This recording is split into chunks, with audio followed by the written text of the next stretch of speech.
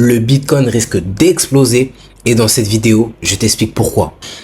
On a eu certains événements macroéconomiques qui se sont passés la semaine dernière et la semaine d'avant qui ont permis ce retournement du marché. Dans cette vidéo, on va analyser 3 actifs et on va faire aussi une micro-analyse de la situation macroéconomique aux États-Unis. Regardons un petit peu les graphiques. Si on regarde aujourd'hui le Bitcoin,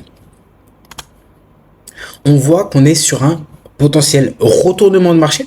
Donc, bon, on va pas refaire la tendance depuis sa création. Mais si on regarde récemment sur l'année, donc on a eu justement ce niveau qui avait cassé la TH, d'accord. Derrière, on a eu réaccumulation et on a eu une nouvelle impulsion haussière. Ce qu'on peut voir, c'est qu'actuellement, on est revenu en discount, donc retracement de Fibonacci. Hop, on peut voir que le prix, il est venu en discount, d'accord?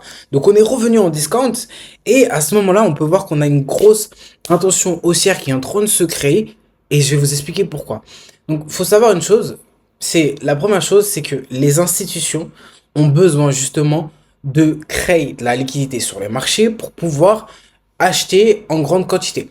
On peut voir justement qu'on avait cette mèche, donc il y a eu le 24 février. Avec une grosse intention haussière qui est matérialisée ici justement cette mèche. Si on regarde en daily, on peut voir que on a eu une grosse impulsion à la hausse. Mais derrière, ça n'a pas suffi. Le marché n'avait pas assez de liquidité pour continuer sa hausse. On est revenu chercher ce niveau et donc on a pris énormément de liquidité. Et on part justement avec cette liquidité. Qu'est-ce qui s'est passé? Si on regarde bien, on peut voir que c'est là où j'ai mis mes markups pour vous expliquer. Donc, on va juste enlever le Fibo parce qu'on s'en fout. Ici, qu'est-ce qu'on a eu? Ici, on a eu le CPI qui nous a informé justement qu'on avait une baisse de l'inflation. Et on a eu aussi une grosse annonce que je vais vous partager juste après, qui fait aussi qu'aujourd'hui, on est rassuré, un petit peu plus rassuré, en tout cas en termes d'économie américaine, mais que surtout, il y a de la liquidité qui est arrivée sur le marché. Et on peut voir que à ce moment-là, on avait déjà pricé cette data. Ici, on a le lot. La veille des données d'inflation, on a le lot du BTC. On a les données le lendemain, on voit qu'on reteste la bougie qui a pris la liquidité, d'accord? C'est très propre.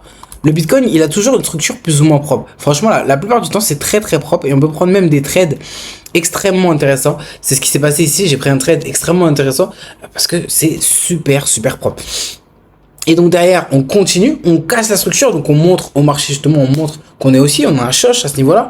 Et derrière, on a la décision des taux d'intérêt de la Fed qui fait un nouveau retest sur ce bloc institutionnel à ce niveau-là. Et derrière, on continue la hausse. Même si on a des retracements en interne, on continue la hausse. Donc c'est hyper intéressant parce que depuis les données du CPI, le Bitcoin il a pris 9%. Depuis le lot qui a pricé justement cette data, le Bitcoin il a pris 14,7%. Donc on est sur quelque chose de très intéressant puisque la macro et l'analyse technique s'imbriquent ensemble. Justement, pourquoi? Parce que nous, on avait les niveaux. Donc c'est vrai que moi, je vous cache pas que je l'attendais plutôt à ce niveau-là, le niveau des 73 808 $, tout simplement parce que j'espérais en tout cas qu'ils viennent retest le bloc. Mais derrière, finalement, on n'a pas eu besoin puisqu'on a pris cette liquidité. Le marché ne connaît pas les zones. Le marché ne connaît pas les zones. Et ça, il faut bien le comprendre parce qu'on va vous parler d'order block sur YouTube. Tout le monde va vous parler d'order block, etc. Le marché ne connaît pas les zones. Il s'en fout des zones. Il ne les voit pas. Le marché, la seule chose qu'il voit, c'est la liquidité. Je ne vais pas rentrer dans les détails des smart money concepts parce que ça prendrait des heures et j'en parle beaucoup plus précisément dans la formation que je suis en train de créer. Mais en tout cas, ce que vous devez comprendre pour vous simplifier la vie, c'est qu'on a besoin de liquidité. Si le marché veut se déplacer dans un sens, il a besoin de liquidité. Et là, pour moi, le Bitcoin a pris suffisamment de liquidité pour très probablement retourner à la TH. En tout cas, la prochaine liquidité qui va être intéressante à aller chercher pour le Bitcoin, ça va être celle-ci, au 96 484. Deuxième chose, on est venu, si on voulait parler de bloc, on est venu mitiger celui-là. Pourquoi? Celui-ci, il est à l'origine de cette impulsion. L'impulsion, elle vient pas d'ici, elle vient d'ici. Si on regarde bien, si on zoome bien, on a une micro-cassure à ce niveau-là, d'accord? Ici. Si vous avez l'habitude en fait de backtester, déjà je vous invite à regarder ma vidéo de la semaine dernière qui parle justement du backtesting. Normalement, vous devez le voir ça. Il n'y a pas besoin de zoomer ou quoi. Vous devez voir directement, vous devez comprendre que l'impulsion, elle vient d'ici. On descend, c'est fractal. On va en 4 heures. Ici, regardez-moi ça. Ici, on a une réactu. Réactu, intention, retest. Et c'est parti. Donc, ça vient d'ici. Ça vient d'ici. Et donc, attendez, on se remet en délit parce que là, on a perdu la zone. Ok? Ça vient d'ici. Et derrière, on repart. Donc, pour moi, le Bitcoin, on a fait le lot. D'accord? C'est pas un conseil en investissement. Même si je suis gestionnaire de patrimoine et que j'ai toutes les certifications nécessaires à vous donner du conseil, ce n'est pas un conseil en investissement. En tout cas, moi, je suis rentré massivement sur les cryptos. Maintenant, on va regarder le S&P.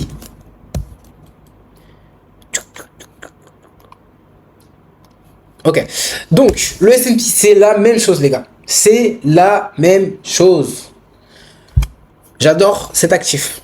Personnellement, ETF, je me régale dessus. J'achète tout le temps des ETF S&P 500. Via le PEA, parce qu'on a une optimisation fiscale très intéressante. Au bout de 5 ans de détention, moi je les ai bien passés les 5 ans, vous avez que les prélèvements sociaux. Donc ça vous permet de vous exposer au marché américain sans payer la flat tax de 30%, mais vous payez uniquement 17,2% une fois que vous êtes expatrié. C'est encore moins, par exemple, si vous avez été en Suisse, etc. Bref, je ne vais pas vous faire un cours sur la fiscalité, mais en tout cas, si vous n'avez pas de PEA et que vous êtes sur les marchés financiers, je ne sais pas qu'est-ce que vous faites concrètement. Alors, je voulais vous expliquer un petit peu, donc on va pas revenir sur tout ça, on s'en fout. Je vais juste vous montrer sur quelle zone on est revenu.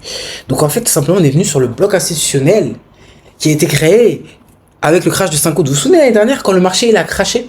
Et ben on est revenu sur ce bloc. Donc le bloc, clairement, il fait tout ça. D'accord?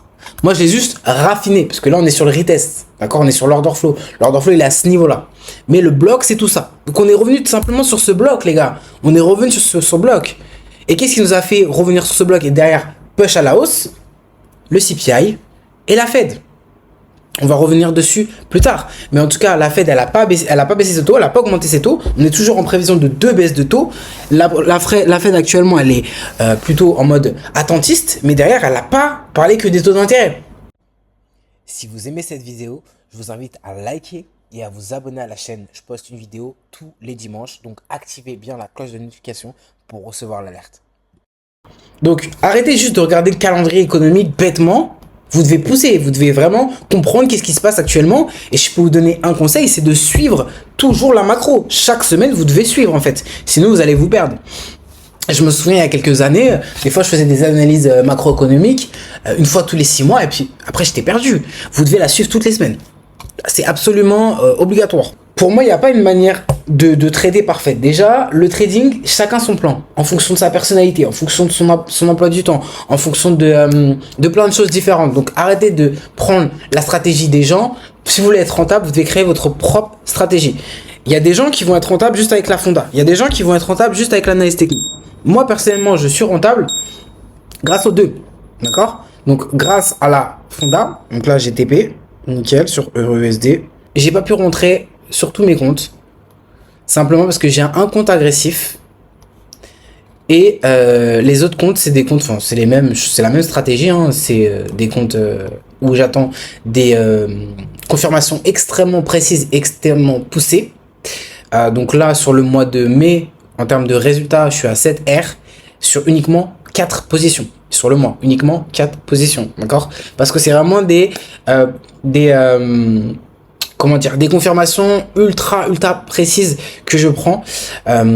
Et donc là, j'ai pris uniquement sur mon compte agressif parce que en fait, j'ai pas pu prendre ce trade sur mon compte principal parce qu'il a eu lieu juste pendant une annonce économique et je ne m'autorise pas de prendre un trade pendant une annonce économique. Même si je comprends l'annonce, même si je peux la prévoir, en fait, on n'est pas à l'abri que ça se retourne contre moi et en fait je ne veux pas accepter ce risque. Je n'accepte pas ce risque en fait, tout simplement. Sur mon compte principal, c'est un compte justement où aussi je montre aussi aux investisseurs ce que je fais. En ce moment je suis en train de mettre des choses en place pour trader l'argent des personnes. C'est quelque chose qu'on me propose depuis pas mal de temps et que j'ai toujours refusé, tout simplement parce que j'ai pas envie en fait d'être stressé par quelqu'un. Donc je sais pas encore comment je vais mettre ça en place. Pour l'instant je trade uniquement mes fonds, j'ai même pas de prop firme les gars. j'en reparlerai plus tard. Mais je suis en train quand même de créer ce track record avec beaucoup de data sur le long terme pour proposer cette stratégie à des investisseurs et donc avec uniquement environ, ma moyenne elle est vraiment de 4 trades par mois en fait.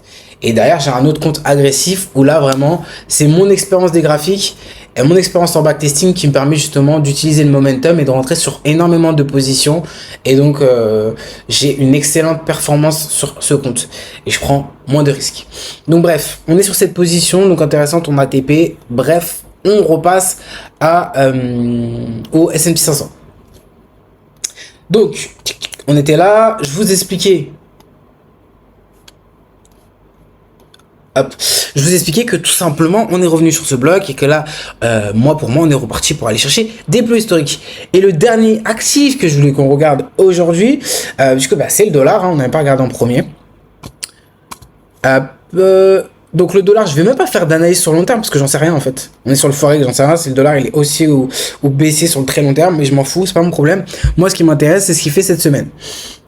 Donc par contre, là, ce que je veux vous montrer justement, c'est sa réaction suite justement aux informations que je vous ai données. Là, on est sur la même chose. CPI, d'accord, on presse la data ici, on a un lot. Bon, derrière, par contre, là, on a pris la liquidité.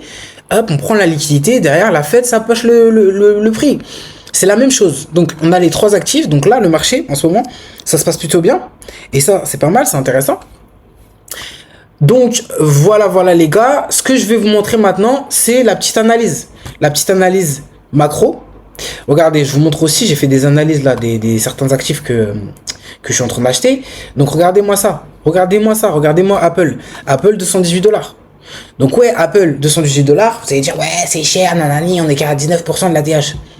Ouais, mais les gars, quand vous achetez du Apple à 50 et que vous voulez chercher $60, que la TH est à $60, vous avez dit la même chose, non? Donc Apple, pour moi, c'est un actif à avoir dans son portefeuille sur le long terme. En fait, soit vous vendez parce que vous voulez faire du moyen terme, vous prenez vos profits, vous rachetez, vous prenez vos profits, vous rachetez, etc. Vous voulez pas vous prendre la tête, vous achetez tous les lots. Pour moi, Apple, c'est un très bon prix, $218. Apple, il va exploser, il va continuer. Posez-vous juste la question, vous avez quoi comme téléphone? Moi, personnellement, j'ai un iPhone, j'ai une Apple Watch, j'ai un MacBook, j'ai un iPad. Il y a juste les AirPods que j'ai pas, j'ai des Bose. Regardez-moi ça. Pendant des années, j'ai pas voulu faire partie justement de ce mouvement de consommation extrême. Mais Apple, c'est pratique, c'est ergonomique, on aime Apple. Et je m'en souviens, mes premières actions que j'ai achetées en 2019, j'avais pas d'Apple à ce moment-là. Et je disais à mes potes, haha, vous avez du Apple, ben moi j'achète des actions. Les gars, achetez des actions Apple. Là, on est sur encore une fois, bon, c'est pas un conseil en investissement, mais réfléchissez en tout cas à ça. Réfléchissez à quel point, en fait, c'est, entre guillemets, safe, les gars. Safe. Donc là, c'est du 19%. Mais ce que vous devez vous dire, c'est que vous rachetez en solde. C'est tout. Derrière, regardez-moi ça, Tesla. Avec tout ce qu'on nous parle de Elon Musk qui fait de la politique, et avec Trump, ouais, c'est un robot. Écoutez, moi, tout ça, je m'en fous. Regardez les bilans de l'entreprise. Regardez la vision de Elon Musk. Qu'est-ce qu'il est en train de faire en ce moment? Il est en train de créer justement des taxis. Si vous voulez voir toutes mes analyses depuis 6 ans, je vous invite à vous abonner à mon TradingView Vision Patrimoine et vous pouvez checker tout ça. De plus, je vous mets le lien de mon canal Telegram dans la description. Pour l'instant, il est public. Les gars, il ne va pas le rester longtemps. Rejoignez-le maintenant. Taxi automatisé, il est en train de créer des robots humanoïdes. Même si vous, en termes de valeur personnelle, vous n'êtes pas ok avec ça, faut dire que vous n'êtes personne, vous n'avez pas arrêté la digitalisation, l'intelligence artificielle dans ce monde. Donc soit vous voulez faire partie, tirer votre épingle de jeu pour éviter de survivre parce que la vie elle est dure, soit vous voulez pas. Donc après, chacun détermine ses valeurs, ses limites. Moi personnellement, j'investis pas du tout dans l'armement. J'ai regardé tout à l'heure Thales qui a explosé, je m'en fous. C'est hors de question que je mette mes sous dans l'armement. Mais voilà, chacun ses limites, chacun ses barrières. En tout cas, Tesla, c'est toujours une belle opportunité. N'oubliez pas, achetez la peur, vendez l'euphorie. Actuellement, tout le monde a peur de Tesla. On parle de Beyond, etc. Je suis en Asie, j'en vois partout des Beyond, mais je vois aussi des Tesla. Donc, renseignez-vous aussi sur Tesla et vous pouvez voir que derrière, c'est exactement la même chose. CPI, Fed, et tout ça, je vous referai une vidéo pour vous montrer à chaque fois l'impact de ces annonces. NFP, CPI, Fed, c'est les annonces les plus importantes et c'est ce qui drive le marché. Tout est manipulé sur les marchés. Et derrière, on a Coinbase aussi, les gars. Coinbase, ouais, Coinbase. Donc, si nous, on croit dans les cryptos, ça peut être intéressant aussi de mettre quelques billes dans Coinbase. Donc, forcément, c'est un peu plus risqué, hein, parce qu'il n'a pas non plus de monopole. En tout cas, au niveau de la SEC, ils ont arrêté les poursuites. Pour moi, en tout cas, Coinbase, c'est une action que j'achète depuis 83 $. Je crois en Coinbase. Je pense que c'est vraiment intéressant. On a 64% là de l'ATH. Sur le long terme, je pense que ça peut encore vraiment prendre de la valeur. Et dernière action, ça va être Google. Pareil, très bon prix. Je crois quand même que c'est une entreprise sur le long terme qui est très intéressante, mais il a quand même des petits points qui sont un peu gris en ce moment. Donc, je vous laisserai faire vos recherches. On est sur du 23% à l'ATH. Et pour terminer, je vous montre la petite analyse macro que j'ai fait. Donc, ça se passe, c'est un update, les gars, hein. Donc là, ici, je vais vous laisser lire. Et je vais vous laisser lire tout ça tranquillement pour gagner du temps. Je ne veux pas que la vidéo elle soit trop longue. Mais en tout cas, actuellement, on a encore de l'inflation donc qui baisse, qui se rapproche gentiment des 2%. Mais on est encore à 2,8. La Fed, elle reste attentive pour l'instant.